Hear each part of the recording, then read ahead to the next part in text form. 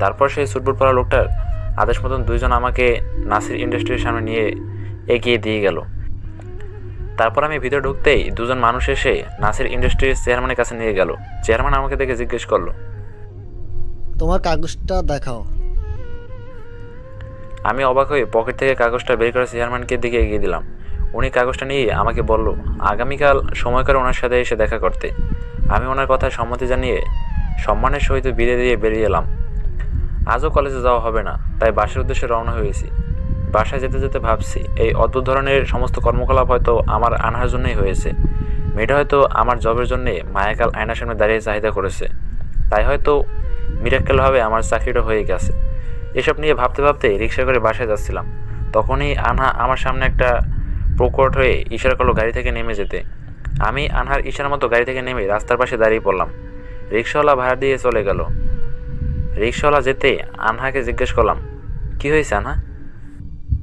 তুমি কোথা থেকে এসেছো সেটা বলো তো। কেন তুমি জানো না? আমার সব কিছু সম্পর্কে না তুমি অবগত হয়ে যাও নিজের অলৌকিক শক্তি দ্বারা?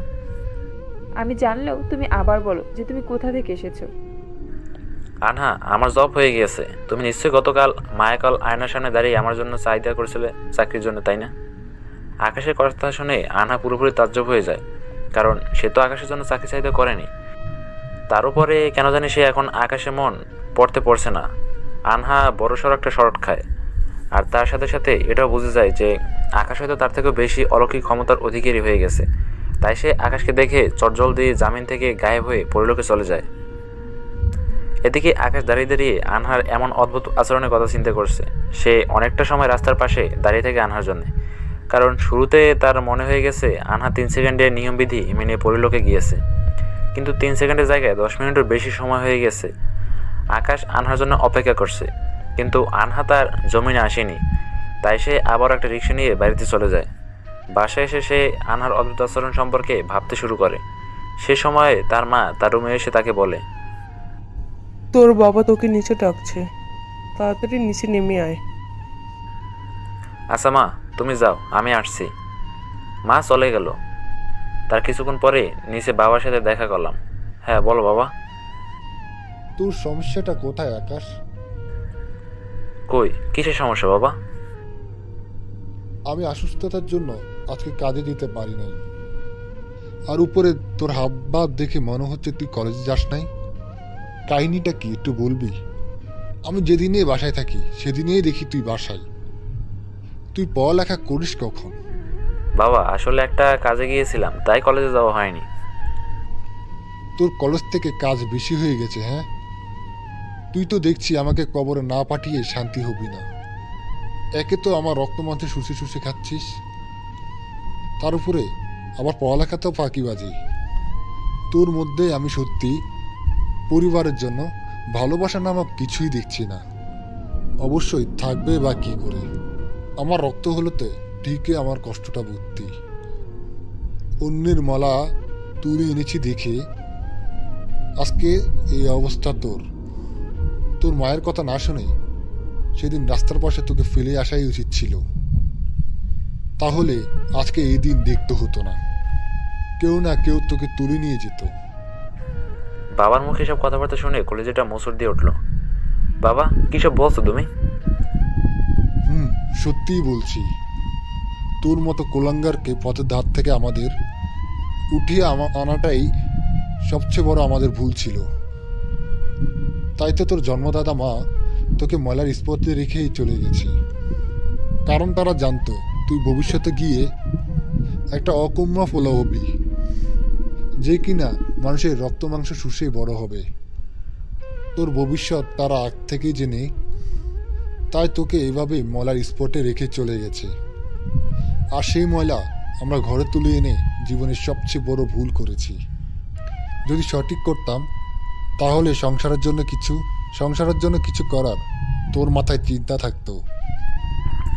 বাবার মুখে লুকায়িত নিজের চিরন্তন সত্যগুলো শুনে নিজের পায়ে নিচ থেকে মাটি সরে গেল। আমার চোখ থেকে টলমল করে পানি ঝরছে। আমি অন্যের সন্তান দেখি হয়তো বাবা নামক মানুষের কাছ থেকে আজ এতটা অবহেলা পাচ্ছি। তাছাড়া আমার উপরে সর্বক্ষণ ক্ষিপ্ত থাকার কারণে হয়তো এটাই ছিল। এতদিন বাবা আমার উপরে ক্রোধিত থাকলেও আজ তার আসল কারণটা আমার জানা হয়ে গেছে। বাবার কথায় প্রতিপুত্তরে কি বলবো ভেবে পাচ্ছি না, তাই চুপচাপ চোখের পানি ঝেড়ে বাবার দিকে তাকিয়ে আছি। তখনই তিনি আমায় বলে উঠল, তোর এই চোখের পানি কোনো মূল্য নেই আমার কাছে। না হলে আমি রক্ত মাংস ক্ষয় করে মাথার গাম পায়ে ফেলে, আর সেই সাথে কষ্টের তাড়নায় চোখের পানিও ঝরে, সেই কষ্টটা তুই উপলব্ধি করতে পারতি। এমন কোনো চাকরি বাকরি খুঁজে নিতি, কিন্তু তুই তা না করে পড়ালেখা করে করে দিন পার করছিস, যে পড়ালেখা একদমই ভিন্ন ধরনের। আমি যেদিনে বাসায় থাকি সেদিনই তোর সাথে মোলাকাত হয়। তাহলে কোন ছাতার মাথায় পড়ালেখা করছিস তুই? বাবা আমি কোথায় গিয়েছি সেটা তো শুনবে তুমি। না, আমার আর কোনো কিছু শোনার প্রয়োজন নেই। অনেক শুনেছি তোর কথা, এবার তুই আমার কথা শুনবি। তোর কাছে খালি দুটো রাস্তা আছে, হয় তুই এই বাড়ি ছেড়ে চলে যা, এমন নিজের পথ বেছে নে। দুই নয়, পড়ালেখা বাদ দিয়ে রেগে সংসারে হাল ধর। কারণ তোর যে পড়ালেখার ধরন দেখছি, সেটা দ্বারা তোর ভবিষ্যৎ কী হবে সেটা আমি আগের থেকেই দেখতে পাচ্ছি। তুই এবার সিদ্ধান্ত নে তুই কি করবি। বাবা তুমি না শুনলেও আমি কয়েকটা কথা বলি। মনে করো একটাই আমার শেষ কথা, তাই কথাগুলো আমার বলা থেকেও তোমার শোনা প্রয়োজন। দেখো, একটু আগে আমার জীবনে ভয়ঙ্কর এক রাজ খুলে তুমি আমার সামনে, যার পরে দুনিয়ার সমস্ত কিছু পানসে হয়ে গেছে আমার জন্য। তাছাড়া তোমার সবসময় আমাকে বলো কিছু করতে। আমি আজ বহুদিন যাবৎ কিছু করার ট্রাই করছি, কিন্তু আজকে ফাইনালি আমার ভাগ্যের শাখা খুলে গেছে। আজ একটা ভালো জব লেগেছে, আমার জব পেয়েছি, তাই আজকে আর কলেজে যাওয়া হয়নি। জবের কাজ শেষ করে বাসায় চলে এসেছি, যাতে করে তোমাদেরকে সবাইকে কথাটা জানিয়ে দিই, কিছুটা সময় আনন্দ উল্লাস করতে পারি। কিন্তু তার আগেই আমার জীবনের এক ভয়ঙ্কর অতীত খুলে বসেছো তুমি। তার সাথে সাথে তুমি আমাকে দুনিয়ার সবচেয়ে দুর্গন্ধময় জিনিস ময়লা তার সাথে কিনা তুমি তুলনা করলে।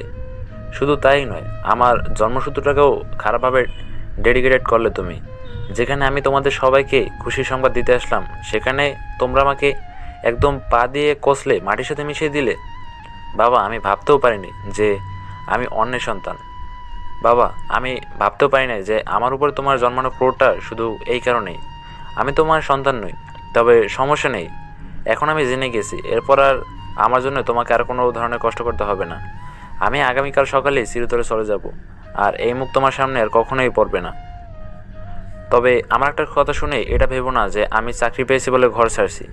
আমি ঘর ছাড়ছি এই কারণে যে ঘরে আমার রক্তের কেউ নেই, তাই আমি ঘর ছাড়ছি। ভালো থেকো বাবা।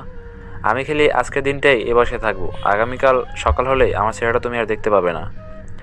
তারপর নিজের রুমে চলে এসেছি। নিজের রুমে এসে চোখের পানি ছেড়ে দিয়ে বালিশ ভিজাচ্ছি। দুপুরে খাবারটাও খাইনি, না খেয়ে রুমের মধ্যে দরজা খেয়ে কান্না করতে করতে ঘুমিয়ে গেছি। সে দুপুরে এক ঘুমে এক রাত 11টা ঘুম থেকে উঠছি, তাও নিজ ইচ্ছায় ঘুম থেকে উঠিনি। ঘুম থেকে উঠেছি কারো হাতে স্পর্শে। ঘুম ভাঙার পর চোখ মেলে তাকিয়ে দেখি আনহা আমার মাথায় হাত বোলাচ্ছে। আমি উঠে গেছি, দেখতে পেয়ে আনহা আমাকে জিজ্ঞেস করলো, আকাশ কি হয়েছে তোমার, তুমি কান্না করছো কেন? কান্নার কারণটাতে কি তুমি সত্যি জানো না আনহা? তোমার অলৌকিক শক্তিতে কি ভাটা পড়ছে নাকি? না, এমনটা নয়, আমি সব কিছু জানি, তাও তোমাকে জিজ্ঞেস করছি আবার। জানার পরও জিজ্ঞেস করো আমায়, আর আমার কষ্টটাকে দ্বিগুণ করে দিচ্ছ। সরি আকাশ। সরিটারের প্রয়োজন নেই, তুমি খালি আমার একটা প্রশ্নের উত্তর দাও। কি প্রশ্ন? আমার কাছ থেকে তোমার স্বার্থ উদ্ধার করা বাকি আছে নাকি সেটা বলো তো আমায়। আকাশ হঠাৎ এমন কথা বলছো কেন? কারণ আমি যাকে সেই ছোট থেকে বাবা বলে জেনে এসেছি, সে নিজেই আজকে আমার থেকে স্বার্থ উদ্ধার না হওয়ার ঘর ছাড়তে বলছে। সেখানে তুমি তো বহু দূরের মানুষ, আমার থেকে যে তোমার কোনো স্বার্থ নেই সেটা কি নিশ্চয়তা আছে নাকি? সো থাকলে বলে দাও। আকাশের মুখে এমন কথা শুনে আনহা তাজ্জব হয়ে যায়। তার উপরে তার মনের মধ্যেও কষ্টে ভাটা পড়ে, কারণ একে তো আকাশ সবার সামনে অবহেলিত, দ্বিতীয়ত তার চাহিদাকে আনহা খতম করে দিয়েছে, যার দরুন আনহা চাহিদা ছাড়া আকাশ কখনোই আপন করতে পারবে না। তাই আনহার প্রচণ্ড খারাপ লাগছে আকাশের জন্য। আনহা আকাশকে নিয়ে ভাবুক হয়ে গেছে। অন্যদিকে আকাশ আনহার কাছে কোনো উত্তর না পেয়ে তাকে আবার জিজ্ঞেস করে, কি হলো আনহা, কোনো কথা বলছো না যে? তোমার কি কোনো স্বার্থ উদ্ধার করা বাকি আছে নাকি আমার কাছ থেকে? আকাশের কথায় এবার আনহার হুঁশ ফিরে এলো, তাই সে এবার উত্তর দেয়,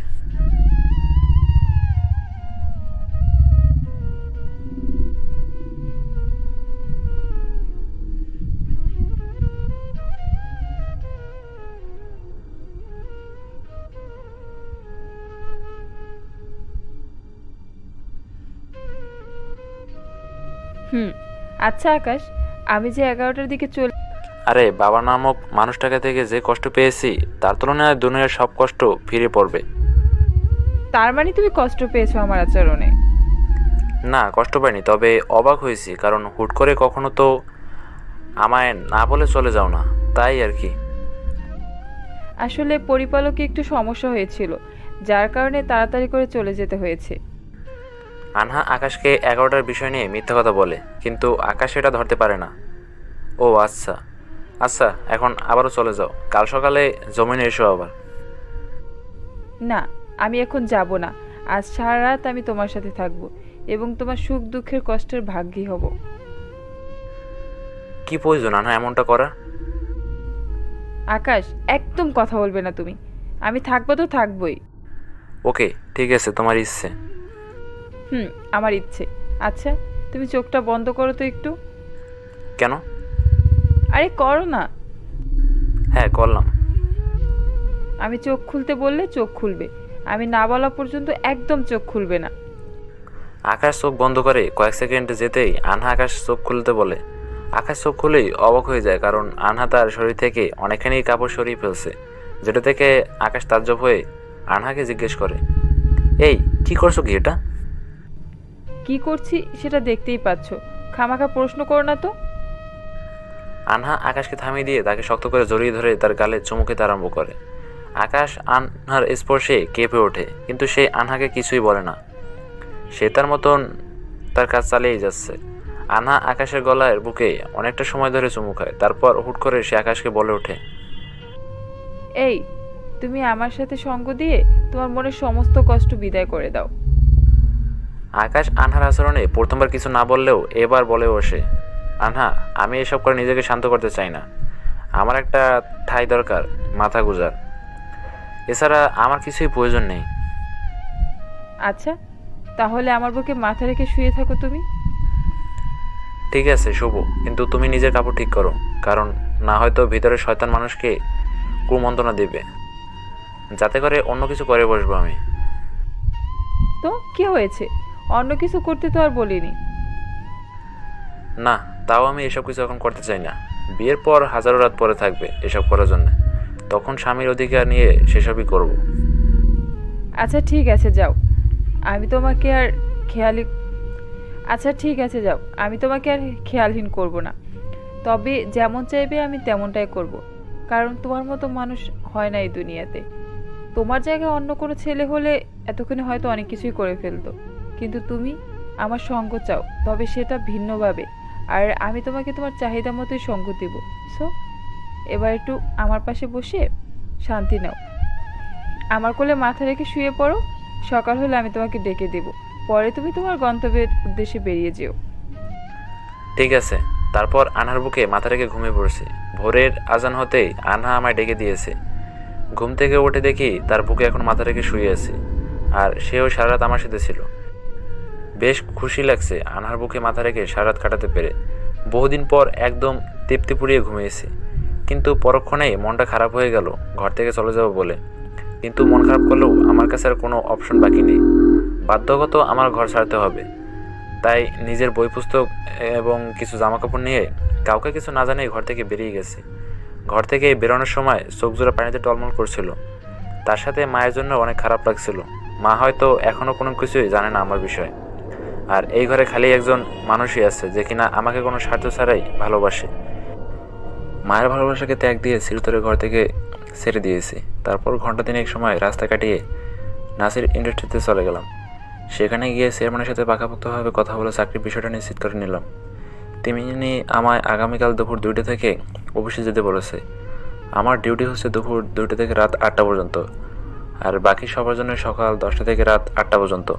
অবশ্য আমি জিজ্ঞেস করেছি কেন তিনি আমায় দুপুর থেকে অফিসে যেতে বলেছেন, কারণ সবার অফিস টাইম তো সকাল 10টা থেকে। তিনি আমার কথার উত্তর আছে, আমি যার রেফারেন্সে এসেছি তিনি নাকি এমনটা বলেছে, কারণ আমি নাকি স্টুডেন্ট, সকালে আমার ক্লাস থাকে। চেয়ারম্যানের মুখে এমন কথা শোনার জন্য লোকটার জন্য হাত তুলে দোয়া করতে ইচ্ছা করছে, যে কিনা আমার এত ভালো চাকরির ব্যবস্থা করে দিয়েছে।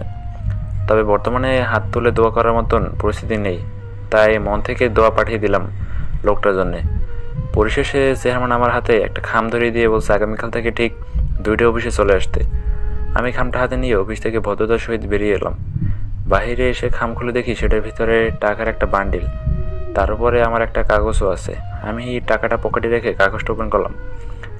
কাগজটা ওপেন করতে দেখি কালো কালিতে লেখা, এই 50,000 টাকা আপনার অগ্রিম বেতন। আপনার রেফারেন্সে আমায় বলে দিয়েছে আপনার বেতনটা যেন অগ্রিম দিয়ে দেয়, তাই আপনার এই মাসের বেতনটা অগ্রিম দিয়ে দিয়েছি। সো আগামীকাল থেকে সময় মতো চলে আসবেন। খুশিতে এবার আত্মহারা হয়ে আনহার কথা স্মরণ করলাম, কারণ তার জন্যই আমার এত ভালো চাকরি মিলেছে। আনহার কথা স্মরণ করতে সাথে সাথে সে চলে এলো। তাকে সমস্ত কিছু খুলে বলেছি, সেও বেশ খুশি। আমি অফিসে ঢোকার সময় সে চলে গিয়েছিল। অফিস থেকে বের হতেই সে আবার জামিনে প্রকট হয়েছে।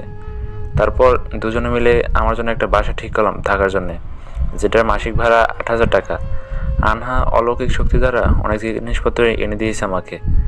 আমার ঘর একদম পরিপূর্ণ করে দিয়েছে আসবাবপত্র দ্বারা। তার ঘরে উঠে গেলাম, আর 20,000 টাকা এখন ওই খামে মায়ের কাছে পৌঁছে দিয়েছি, আর সাথে একটা চিঠিও দিয়েছি। তারপর ভাড়া করা ঘরে থাকতে শুরু করেছি। দেখতে দেখতে 1 সপ্তাহ কেটে গেছে। আনহা বেশিরভাগ সময় আমার বাসায় কাটায়, আর রান্নাবান্না সেও করে দেয়। কিন্তু হুট করে এর মধ্যে একদিন বাড়িওয়ালা আমাকে তার বাসায় ডাকে। বাড়িওয়ালা ডাকে তার ফ্ল্যাটে গেলাম।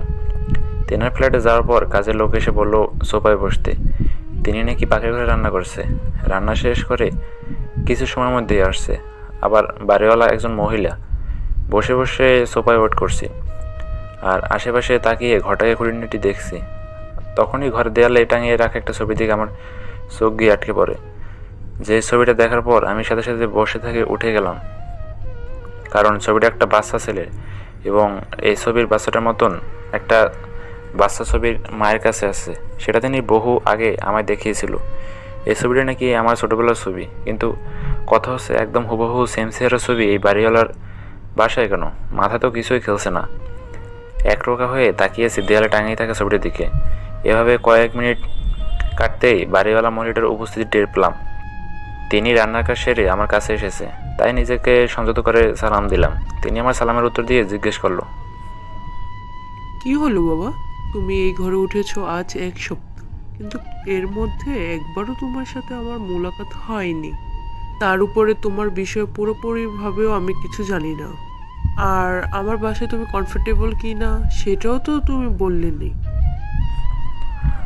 আসলে আন্টি, কলেজের চাকরি নিয়ে বিজি থাকায় আপনার সাথে পরবর্তীতে আর আলাপ আলোচনা করা হয়নি। আর আপনার বাসাটা অনেক সুন্দর, কমফোর্ট না হয় কিছুই নেই। যাক বাবা, শুনে খুশি হলাম। কিন্তু তুমি কিসের জব যেন করো বলেছিলে? জি আন্টি, নাসির ইন্ডাস্ট্রিতে। যাক, মাশাল্লাহ, ভালোই। তো বাবা, তোমার আব্বু আম্মু কি করেন? মা ঘরে থাকে আর বাবা দিনমজুরি করে সংসার চালায়। তাহলে তুমি আলাদা বাসা নিলে কেন? আর তুমি এত ভালো চাকরি করো, তোমার বাবা কেন দিনমজুরি করে? তুমি কি তাদের দেখাশোনা করো না? আসলে আন্টি, বাবার জন্য ঘর ছেড়ে দিয়েছি, কারণ আমি নাকি অকর্মা। তবে ঘর ছাড়লেও লুকিয়ে কিছু টাকা আমি মায়ের কাছে পাঠিয়ে দিই। আর আমার জীবনে একটা ভয়ঙ্কর অতীত আছে, সেটা পরে এক সময় বলবো। মূলত এই অতীতের কারণেই আমি বাবার কাছ থেকে অবহেলিত, তাই ঘর ছেড়ে দিয়ে আলাদা থাকি। ওহ আচ্ছা, তবে তুমি কষ্ট পেও না। আমি তোমার মায়েরই মতো। তোমার কোনো প্রয়োজন হলে আমাকে জানাবে। অবশ্যই আন্টি। আচ্ছা, তোমার শেষ কয়েকটা প্রশ্ন করি। যদি তোমার কাছে উত্তর জানা থাকে তাহলে আমাকে উত্তর দিবে। জি আন্টি। আসলে দেখো, তুমি যে ফ্ল্যাটে উঠেছো সেই ফ্ল্যাটটা আমার কাছ থেকে অনেকেই ভাড়া নেওয়ার ইচ্ছা প্রকাশ করেছে, কিন্তু আমি কাউকেই দেইনি। তবে তুমি আমার কাছে এই ফ্ল্যাটটা ভাড়া চাইলে কেন? জানি ঘরটা তোমাকে ভাড়া দিয়ে দিয়েছি। তোমায় প্রথম দেখে খুব মায়া হয়েছে আমার, তাই কেন জানি তোমাকে না করতে পারিনি। তোমার কাছে কি আমার এই অদ্ভুত আচরণ বা প্রশ্নের কোনো উত্তর আছে? আন্টি, জানি না আমার উত্তরটা কতটুকু মিলবে, তাও উত্তর দেওয়ার ট্রাই করছি। আসলে আমার যা মনে হয় উপরওয়ালা আমার উপরে সহায় করেছে, কারণ আমি বাদে বাকিরা যারা এসেছিল আপনার ঘরে ভাড়া নিতে, তারা হয়তো আমার মতন প্রয়োজন পড়ে আসেনি। তাদের সকলেরই ঘর বাড়ি আছে, কিন্তু আমার যাওয়ার কোনো জায়গা ছিল না, আমি একদম ফকির বেশে আপনার কাছে আশ্রয়ের জন্য এসেছি। তাই হয়তো উপরওয়ালা আপনার মনকে আমার জন্য শিথিল করে দিয়েছে, যার দরুন আপনি আমাকে ঘর ভাড়া দিয়েছেন। না হয়তো আমার থেকেও প্রয়োজনীয় কেউ আসলে আজকে এই বাড়িতে আমার বদলে সে জরুরতওয়ালা মানুষগুলোই থাকতো, কিন্তু আমার প্রয়োজনটা বেশি থাকায় হয়তো আমার নসিবে মিলেছে ঘরটা। তোমার লজিকটা যুক্তিসম্মত, কিন্তু তারপরও আমার ভিতরে অন্যরকম কিছু একটা কাজ করছে। আর কি কাজ করছে সেটা আমার অজানা। তবে আল্লাহ তোমার উপর সহায় হয়ে হয়তো আমার মনকে গলিয়ে দিয়েছে। কিন্তু সত্যি বলতে, তোমাকে প্রথমবার দেখে আমার ভেতর কেমন জানি একটা নাড়া দিয়ে উঠেছে। আমি সেই বিষয়ে জাস্ট তোমাকে এক্সপ্লেন করতে পারবো না। আন্টি, আমি জাস্ট কৃতজ্ঞ আপনার কাছে, কারণ আপনি যে কারণেই হোক না কেন ঘর ভাড়া দিয়ে আমাকে থাকতে দিয়েছেন। আর কৃতজ্ঞতা বাদ দাও, আর এছাড়া এখন এইসব কথা বাদ দাও। এখন বলো, কি খাবে তুমি? না আন্টি, কিছুই খাবো না। এই ছেলে, এটা বললে তো হয় না। তুমি আজকেই আমার বাসায় এসেছো, না খেয়ে তো তোমাকে যেতে দিচ্ছি না। সো তুমি একটু বসো, আমি তোমার জন্য নিজের হাতে চা বানিয়ে আনছি। আমাকে চুপ করে দিয়ে বাড়িওয়ালা আন্টি চলে গেল, আর আমি আবারও সেই ছবিটির দিকে অপলক দৃষ্টিতে তাকিয়ে রইলাম। দেখতে দেখতে মিনিট 5 কেটে গেছে, কিন্তু আমার মনের কৌতূহল এখনও মেটাতে পারিনি। এর মধ্যে আবার আন্টি চা করে নিয়ে এসে আমার সামনে এসে হাজির হয়েছে। এই আকাশ, নাও চা খাও। ট্রে থেকে একটা চার কাপ উঠিয়ে নিয়ে চা খেতে আরম্ভ করলাম। চা খেতে খেতে আরও অনেকটা সময় আড্ডা দিয়েছি ওনার সাথে। চা শেষ করে আড্ডার ইতি টানলাম। আচ্ছা আন্টি, এখন চলি, আমি রান্না বান্না করতে হবে। ঠিক আছে, যাও। তবে শোনো, তুমি কিন্তু মাঝে মধ্যে এসো, আমার সাথে আড্ডা দিবে। তোমার সাথে কথা বলতে কেন জানি অনেক ভালো লাগে। আচ্ছা আন্টি, আমি মাঝে মধ্যে আসবো। তারপর বিদায় নিয়ে নিজের ফ্ল্যাটে চলে এলাম। নিজের ফ্ল্যাটে এসে দেখি আনহা রান্না বান্না করে রেখেছে। যাক, মাশাআল্লাহ, ভালোই হয়েছে। তবে আজ চেয়েছিলাম আমি রান্না করব, কারণ আজকে শুক্রবার হওয়ায় অফিস নেই।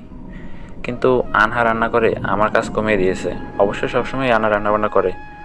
এক সাত দিকে আবার বেলা খালি আমি রান্না করেছি, কারণ সে কোনো এক কারণে একদিন সকালে জমিনে পুকুর হয়নি, যার কারণে সেদিন সকাল এবং দুপুর রান্নাটা আমারই করতে হয়েছে। দিন বেশ ভালোই কাটছে। নতুন ফ্ল্যাটে উঠেছি, আজ 1 মাস হতে চলেছে। এর মধ্যে বাড়িওয়ালা আন্টির সাথে একদম ঘনিষ্ঠ হয়ে গেছি। ওনার সম্পর্কে এখন অনেক কিছুই জানা আমার। উনি একা পুরো বাড়ির মালিক।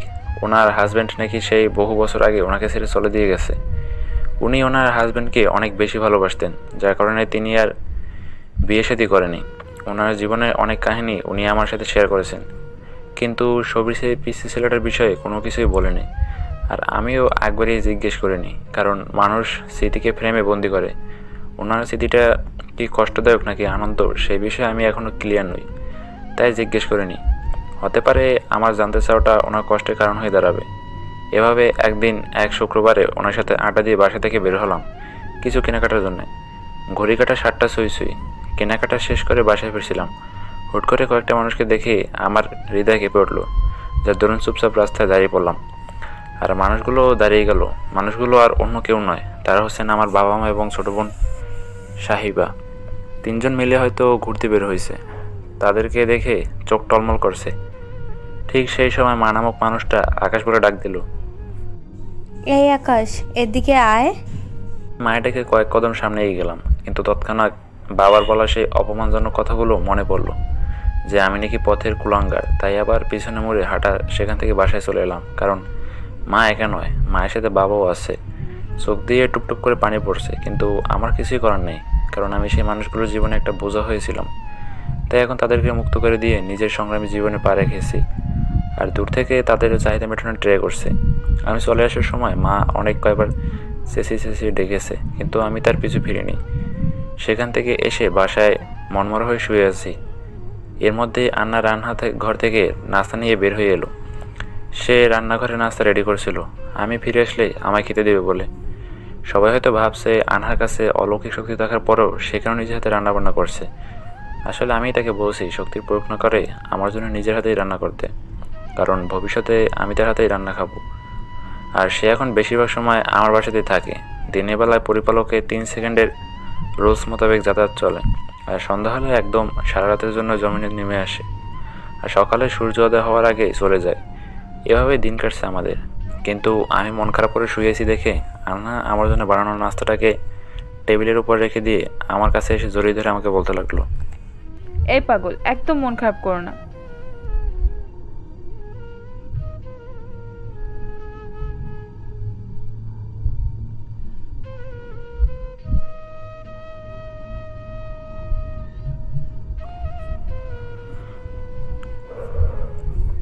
আনহা, মন খারাপ হলে কেউ তা আটকে রাখতে পারে না। আর তাছাড়া আমার মায়ের বদলে যদি বাবা আমায় ডাকতো তাহলে তেমন কোনো সমস্যা ছিল না, কারণ তেনার কাছে আমার অবস্থান ময়লার ডাস্টবিনের মতো। কিন্তু তিনি আমায় ডাকেনি, ডেকেছে আমার মা, যে মা কিনা আমায় অনেক বেশি ভালোবাসতো। সে মায়ের ডাকে আমি সাড়া না দিয়ে বেয়াদবের মতো চলে এসেছি। আনহা, মন খারাপ হওয়ার হলে কেউ তো আটকে রাখতে পারে না। আর তাছাড়া আমার মায়ের বদলে যদি বাবা আমায় ডাকতো তাহলে তেমন কোনো সমস্যা ছিল না, কারণ তেনার কাছে আমার অবস্থান ময়লার ডাস্টবিনের মতন।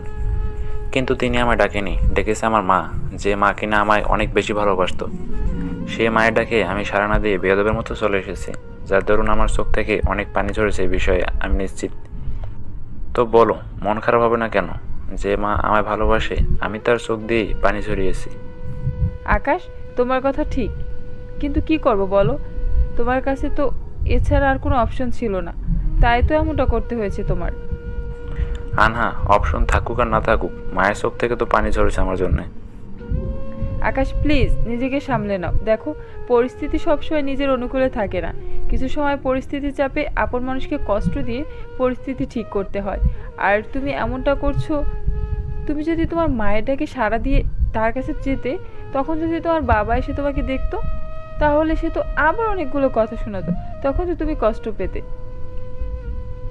আর তোমার মাও কষ্ট পেত। হ্যাঁ, এই কথাটা ঠিক বলছো, কিন্তু আমার যে অনেক কষ্ট হচ্ছে মায়ের জন্যে। আচ্ছা, তুমি নিজেকে শান্ত করো। আমি তোমাকে আগামীকাল খবরই নে তোমার মায়ের সাথে আলাদাভাবে দেখা করার একটা সুযোগ করে দেব। তখন তুমি তোমার মায়ের সাথে প্রাণ ভরে কথা বলে নিও, এবং এই মাসে তাদের জন্য পাঠানো টাকাটা তোমার মায়ের হাতে তুলে দিও। ঠিক আছে। আনহা আমায় শান্ত করে ফেলেছে। তারপর আনহা আমার জন্য বানিয়ে আনা নাস্তাটা আমাকে শেষ করতে বলল। তার কথা মতো নাস্তাটা খেয়ে শেষ করলাম। পরে দুজনে মিলে গল্প গুজব করতে করতে রাতটা কাটিয়ে দিয়েছি। পরদিন সকালের বেলায় আনহা আমাকে কলেজে যেতে নিষেধ করে সে গায়েব হয়ে গেল। আমি আনহার কথা মতো ঘরেই রয়ে গেছি। ঘন্টা দুয়েক যেতেই আনহা আবার প্রকট হয়ে বলল, আকাশ, তুমি এখন তোমার বাসায় গিয়ে মায়ের সাথে কথা বলে আসো, কারণ তোমার বাবা কাজে গেছে এবং সাবিহা স্কুলে। আমি তোমার বাসা থেকে ঘুরে এসেছি। ঠিক আছে। তারপর থেকে ঘর থেকে বের হয়ে মায়ের কাছে গেলাম। মা আমায় দেখে জড়িয়ে ধরে কান্না শুরু করেছে। মাকে শান্ত করে অনেকটা সময় কথা বলতে বললাম, কিন্তু তিনি শান্ত হয়েছে ঠিক, তবে আমাকে আবার এই বাসায় চলে আসতে বলছে। তখনই বাবার করা কথাগুলো মাকে শোনালাম। তিনি আমার মুখে সমস্ত কথা শুনে তাজ্জব হয়ে গেছে। তেনার মুখে এক্সপ্রেশন দেখে বুঝতে বাকি নেই যে তিনি আমার ঘর ছাড়ার বিষয়ে তেমন কিছুই জানে না। তাই তেনাকে সমস্ত ঘটনা জানিয়ে সেখান থেকে বিদায় নিয়ে চলে এলাম। সমস্ত ঘটনা শুনে মা আমায় আর আটকাল না, কারণ আমি তার আপন সন্তান নই, সেটা আমি জেনে গেছি। এবং তার প্রাণপ্রিয় স্বামীই আমাকে তুচ্ছতাচ্ছিল্য করে আপন সন্তান বলে নেয়। তারপরে তিনি আর কোন মুখে আমাকে আটকাবেন, তাই তিনি আর আমাকে পথ আটকায়নি। বাসা থেকে বেরিয়ে আবার নিজের বাসায় চলে এসেছি। আর মায়ের কাছ থেকে আসার আগে 20,000 টাকা মায়ের হাতে গুজিয়ে দিয়ে এসেছি। এবার মন হালকা লাগছে। তখনই আনহা প্রকট হয়ে জিজ্ঞেস করলো, কি জনাব, মন ভালো হয়েছে তো? হ্যাঁ, হয়েছে। যাক, শুক্রিয়া খোদার কাছে যে তোমার মন ভালো করেছে। আচ্ছা, এবার কি খাবে বলো? কি রান্না করব? তোমার যা খুশি রান্না করো, কারণ তোমার হাতে সবকিছুই আমার ভালো লাগে। আচ্ছা। আনহা রান্না করে চলে গেল, আর আমি রুমে শুয়ে শুয়ে ফোন টিপছি। দিন কাটছে আপন গতিতে। বলতে গেলে আনহাকে বিয়ে না করেও দুজন মিলে সংসার করছি।